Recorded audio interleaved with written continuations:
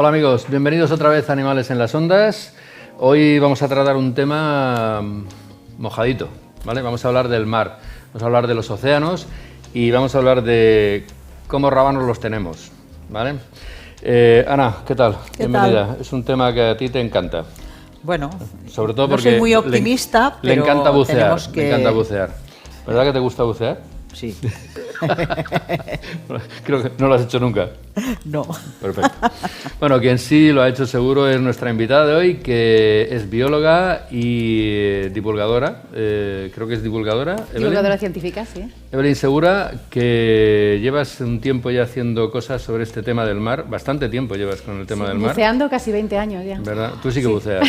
Tú sí que buceas. Tú has visto muchas cosas por debajo y por arriba del mar.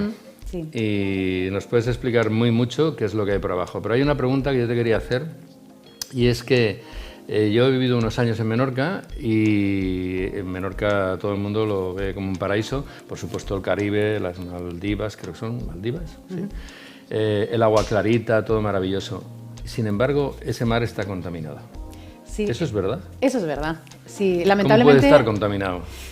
Porque cuando hablamos de contaminación a veces pensamos que es algo muy visual, que podemos ver a través de nuestros ojos, y hay gran parte de la contaminación que es prácticamente invisible, o al menos invisible para nosotros. Y esa contaminación es la que realmente nos preocupa a los que trabajamos en temas de conservación, porque esa es la contaminación que se acaba filtrando en la cadena trófica y que al final nos acaba repercutiendo también a nosotros, en nuestra salud. Así que, bueno, esa contaminación no visible, que no afecta, digamos, a la transparencia de las aguas, a ese color turquesa que tanto nos gusta de estas aguas, ¿no? Tanto de Baleares o de algunos sitios tropicales, si luego las analizas, ves que allí hay restos de aguas residuales, pero productos ¿quieres decir químicos? Que hay la misma contaminación que en esas aguas que vemos cerca de un puerto y que no vemos el fondo y que a veces el color es marrón? ¿Es la misma contaminación?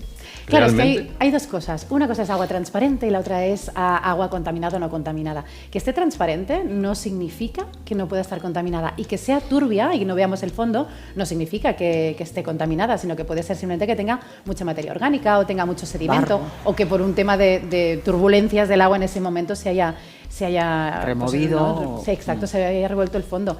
Pero una cosa no significa la otra. El problema es cuando lo valoremos desde nuestro punto de vista. Aguas limpias y aguas no limpias, pero un tema de transparencia, pero no está relacionado con tema de contaminación. Hay mucha contaminación que no vemos, pero que está ahí. Y en el fondo entiendo que entonces también hay contaminación.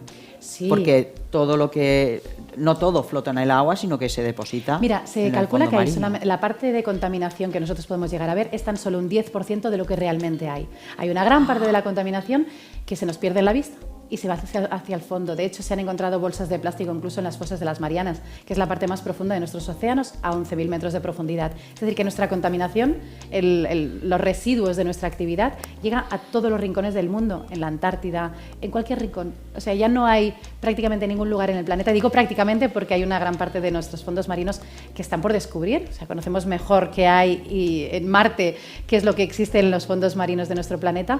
Así que espero que a medida que vayamos avanzando y descubriendo más cosas, descubramos lugares que estén prístinos. Porque ¿no? Una de las vírgenes. cosas que más contamina es el plástico, me imagino. Sí.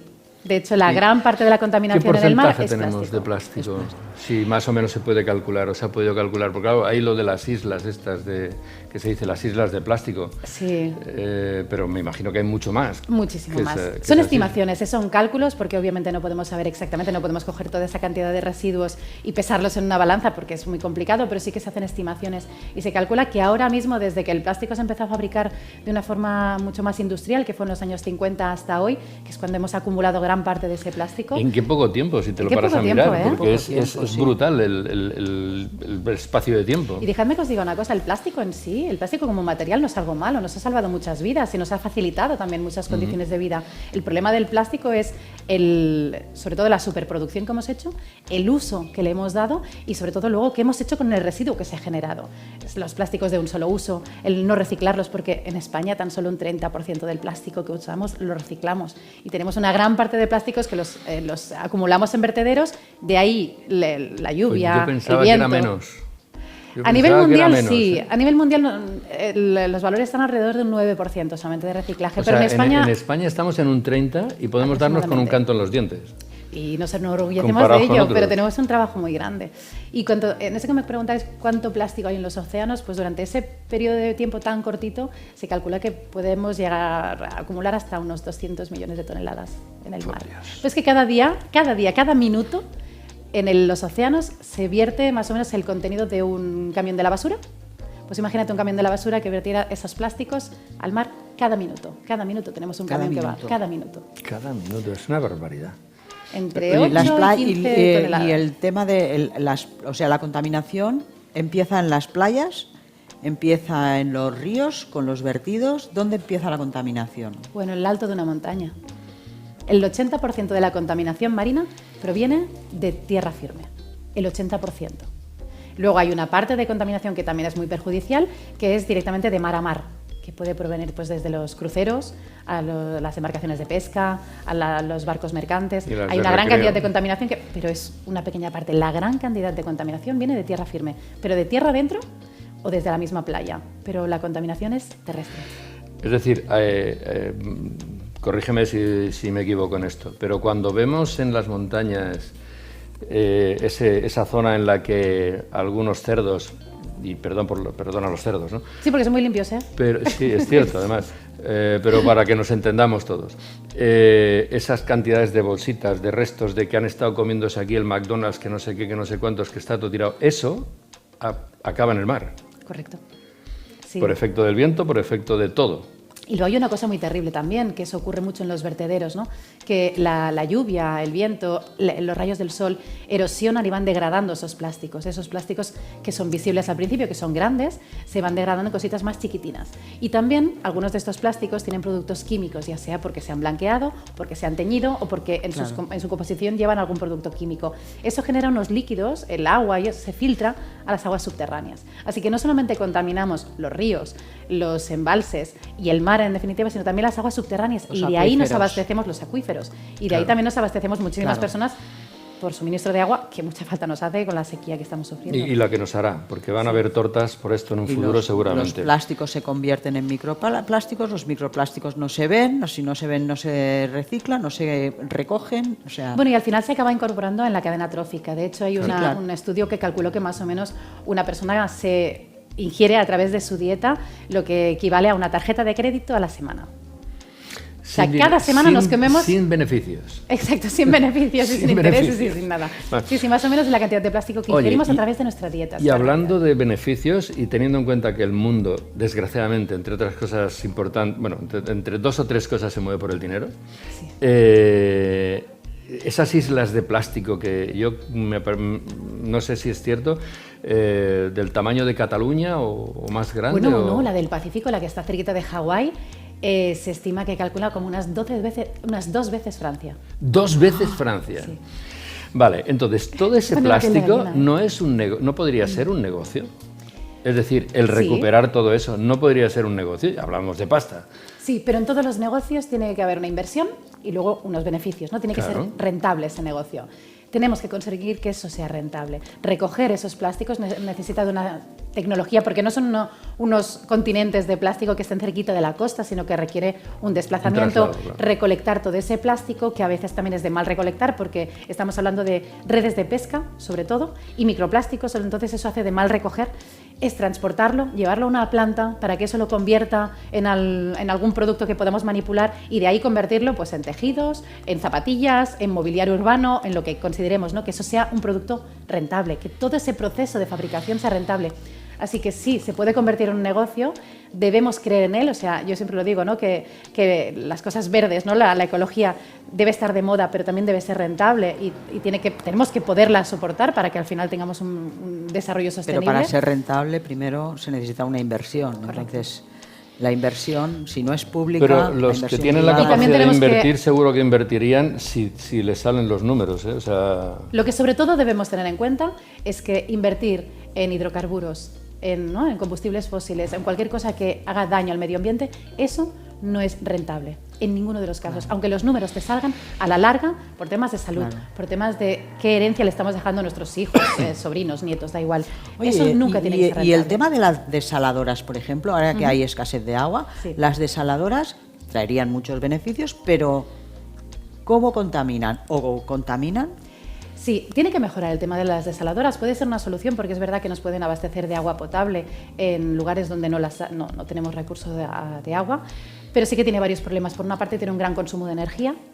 Y si esa energía proviene de, pues lo que decíamos, ¿no? de combustibles fósiles, ahí tenemos un problema. O sea, estamos solucionando una cosa, pero estamos generando otro problema. Entonces, la energía debería ser energía limpia. Eso por una parte, porque tiene mucho consumo de energía. Y la otra es el residuo que nos queda.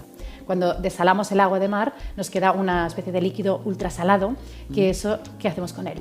Hay algunas soluciones que se han considerado de momento viables, que es enterrarlo, verterlo en el mar, muy mal adentro donde no lo veamos, y diluirlo un poco para que eso no se note. Claro, tenemos que darle una aplicación y también una salida, reutilizar. O sea, siempre tenemos que cerrar el ciclo. Cualquier cosa que hagamos, desde su producción hasta el final de la vida de todo lo que hagamos, tiene que estar totalmente cerrado y controlado. Es decir, que las desaladoras, entonces, de alguna manera, también contaminan. Bueno, pueden generar un impacto ambiental. Contaminan si utilizan energías no limpias. Depende, claro, depende de la energía que se luego utiliza también y el generan los residuo. residuos, que son, son la salmorra. Complicado, ¿eh? Sí, no es fácil, ¿no? Claro que no Yo hay estoy dándole vueltas al no hay coco soluciones perfectas, pensando en ¿no? cosas, pero por ejemplo, la energía eólica se está planteando, o sea, que yo sepa, se ha hecho ya en algunos lugares, se ha puesto en el mar, ¿no? Sí, en países nórdicos sobre todo.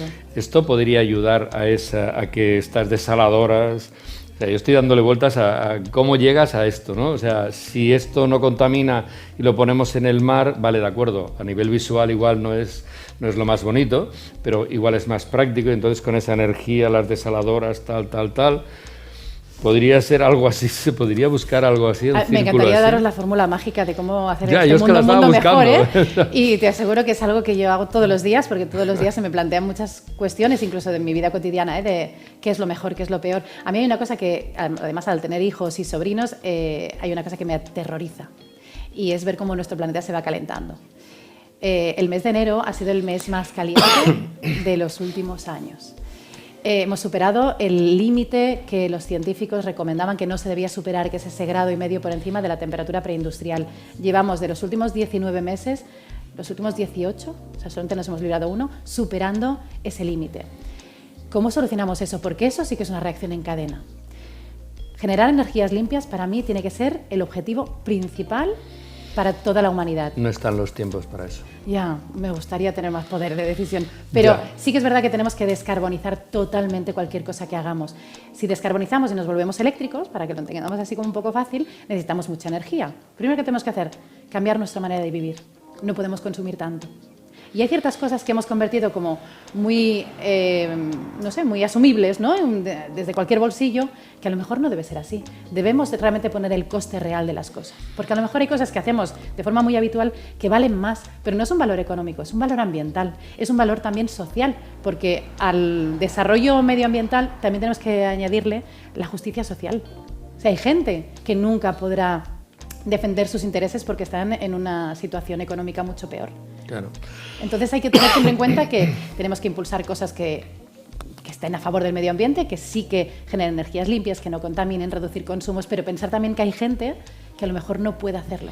Y pensar en soluciones que todo el mundo podamos asumir y sin ayudarlos. Correcto, pero todo eso que tú estás planteando es tan grande, tan enorme, que ¿quién puede tener la potestad para hacer eso, para conseguir llegar a eso? La única parte que lo pueden hacer son los gobiernos. Es Mira, decir, las antes grandes empresas que también están relacionadas con los... soluciones también. Porque las pequeñas soluciones que podemos aportar nosotros...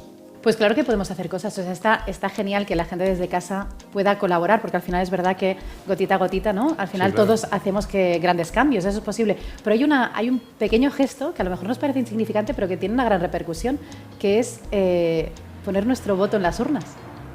O sea, si queremos que nuestros gobiernos realmente tomen buenas decisiones, tenemos que saber a quién les delegamos ciertas decisiones. Claro. Porque Pero luego esto pasa consecuencias. también está muy complicado. También está complicado porque, como estamos hablando de un problema planetario, una cosa Claro. es lo que decidamos desde aquí y la otra cosa es lo que decidan desde Estados Unidos, ahora que está tan... Y no tienes más Pero que ver... sabemos los grandes bloques. A ver, todo Pero el es mundo... que mira más o menos los sabe grandes bloques, quién está dirigiendo los grandes bloques. Es que esto parece Bueno, una película yo de los hermanos Marx. Tengo una O sea, mala noticia, una malísima ¿Más? noticia. Sí, Trump acaba de volver a a permitir el uso de pajas de plástico, lo último. Bueno, mira. O sea, estas que se está hinchando a firmar. Esto pues teniendo en cuenta lo que este utilización de señor pajas de promete, plástico. o sea, Hombre. lo que se prevé, igual lo de Por las eso es importante pajitas el de voto. plástico va a ser lo menos complicado. Es importante, sí. Son muchas Pero cosas importantes, pero está claro que demasiada. tenemos que empezar por poder actuar en aquellas cosas que sí que están Las bajo que nuestro están a control. nuestro alcance. Bueno, de todas maneras, nos tenemos que terminar ya, Evelyn. Lo que está muy claro es que, de momento, podemos seguir yendo a las playas de por aquí, ¿bien? Pero sobre todo intentando respetarlas un Que las poco más de cuidemos. lo que las estamos respetando. por favor. Porque hemos mejorado en algunas cosas, pero de hecho tengo intención, a ver si un día lo consigo, de hablar con alguna empresa que nos venga aquí a contar cómo funciona el tema de la limpieza del litoral. Ajá. Cómo lo hacen y qué es lo que se encuentran. Pero bueno, será Ay, yo que estoy tan en contra de limpiar las arenas. de sacar toda la porquería de abajo. No, claro, es que claro, ¿qué entendemos por suciedad? O sea, yo las colillas lo entiendo como suciedad. Y Las algas que plásticos. se acumulan, ¿no? No, claro, pero... Mira, claro. ¿ves?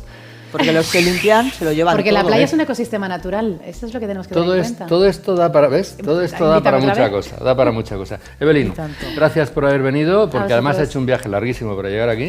gracias. Ana, también gracias a ti y a Gracias ver a si la próxima vez nos vemos con las aguas mucho más Nos claras. vemos.